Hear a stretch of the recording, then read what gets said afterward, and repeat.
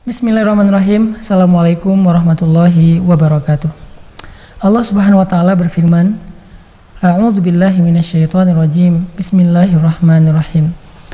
Wadduha wal laili idza saja ma wadda'aka rabbuka wa ma qala. Walal akhiratu khairun laka minal ula. وَلَسَوْفَ يُعْطِيكَ رَبُّكَ فَتَرْضَى أَلَمْ يَجِدْكَ يَتِيمًا فَآوَى وَوَجَدَكَ ضَالًّا فَهَدَى وَوَجَدَكَ عَائِلًا فَأَغْنَى.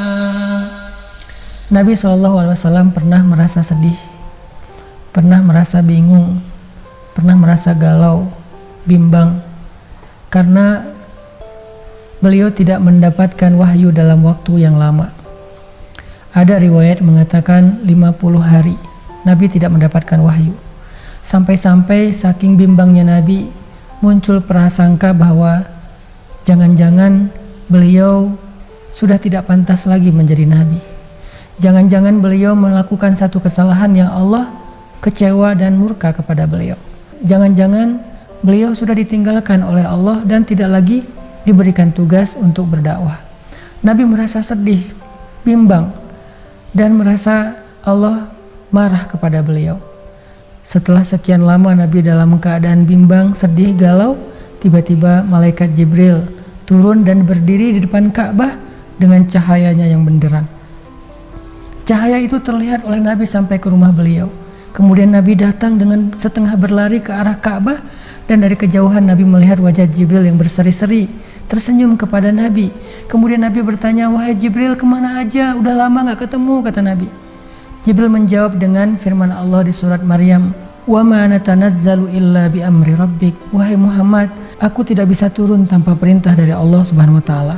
Jadi Nabi waktu itu kangen sama malaikat Jibril. Malaikat Jibril juga kangen sama Nabi karena mereka setiap hari bertemu. Jibril mengajarkan Al-Quran kepada Nabi.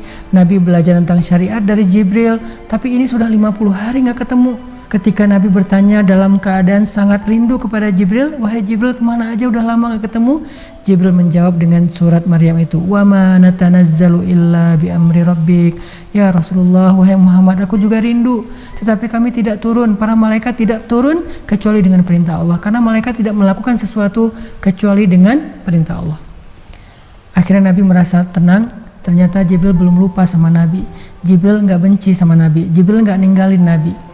Kemudian Nabi bertanya, "Wahai Jibril, apakah Allah marah kepada saya sehingga Allah tidak turunkan wahyu kepada saya?" Jibril tersenyum dan mengatakan, "Tidak, wahai Muhammad. Allah berfirman, Wadduha wal laili idza saja ma wadda'aka rabbuka wa ma qala."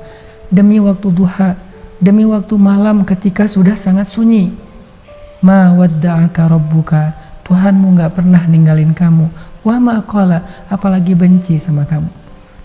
Jadi Jibril bilang, aku gak pernah ninggalin kamu wahai Muhammad, aku juga gak marah sama kamu, dan Allah juga bilang, aku gak pernah meninggalkan engkau wahai hambaku, dan aku gak marah sama kamu.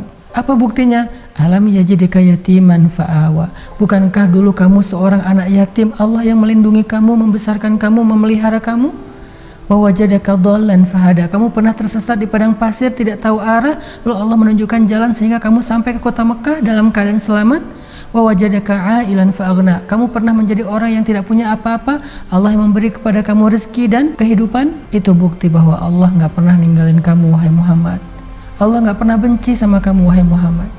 Setelah mendengar surat Ad-Duha dibacakan oleh Jibril, Nabi merasa sangat bahagia.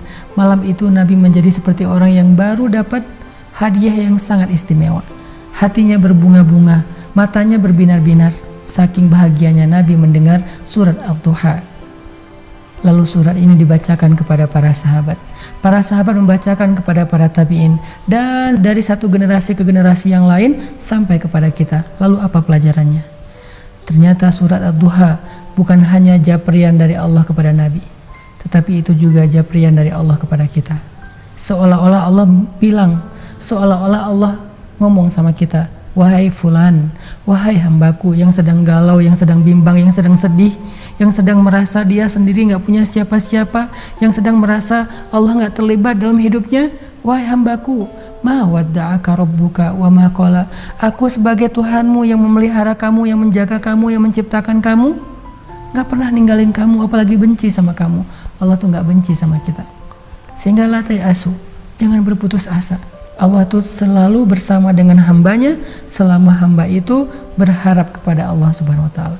Tapi kalau kita udah sombong, gak berharap sama Allah, ngerasa terlalu kegeeran bisa ngerjain semuanya sendiri, Allah juga akan membiarkan kita dengan urusan kita sampai kita berputus asa atau kita menyerah.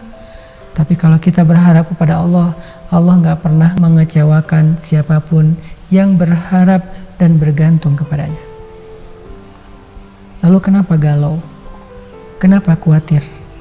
Padahal kita punya Allah Subhanahu wa ta'ala. Berharaplah kepada Allah dengan doa, apalagi di waktu menjelang berbuka puasa seperti saat ini. Semoga kita sebagai mukmin dijauhkan dari perasaan yang tidak nyaman di hati kita, karena kita masih punya Rabb yang gak pernah ninggalin apalagi benci sama kita. Barakallahu fiik.